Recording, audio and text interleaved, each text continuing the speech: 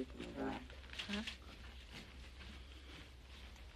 Trump stormed our house with the mob he incited, and we defended our house.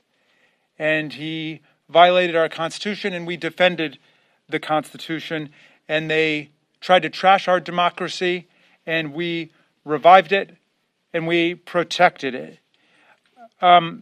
This was the most bipartisan presidential impeachment in the history of the United States.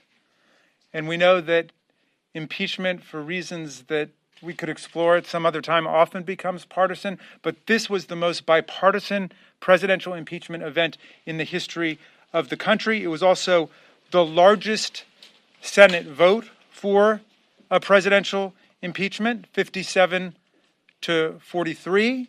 And of course, the vote to impeach was 232 to 197 in the House. So we have a clear and convincing majority of members of Congress that the president actually incited violent insurrection against the Union and against the Congress. Separately, did the White House either indirectly or directly? We did get Donald Trump at least to admit that he's a former president now, so that's good news. He's not asserting that somehow he's still president, and they're recognizing, at least in a de facto sense, the legitimacy of this presidential election, which, of course, President Biden won by more than 7 million votes. And the decision to call new witnesses. You know what? I mean, we think that we overwhelmingly proved our case. I think Mitch McConnell's statement showed that they knew we overwhelmingly proved our case. And all that might have happened if we had, bargained for 10 witnesses on our side, 10 witnesses on their side. The first person they said they wanted to bring up and to cross-examine is Nancy Pelosi. They would have turned the whole thing into a circus. And we conducted it with solemnity and legal seriousness and decorum. And you saw the conduct of the lawyers on the other side. And you know what Donald Trump's track record is. We were not going to allow them to turn it into a farce.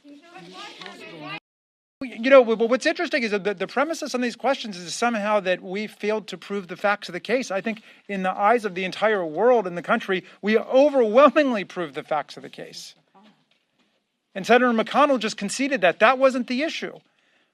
I think you got to talk to the 43 senators who are basically saying no amount of facts would have made any difference to them because they didn't think that the president was subject to the jurisdiction of the Senate. That was the argument you just heard Mitch McConnell make. Did the White House convey to you in any way that they did not want witnesses because it might draw out the process? Did the White House tell you they wanted a short, condensed trial? I never spoke to anyone from the White House or to President Biden or to Vice President Harris. None of them. No. And I made the call. So you want to blame somebody? I think we were just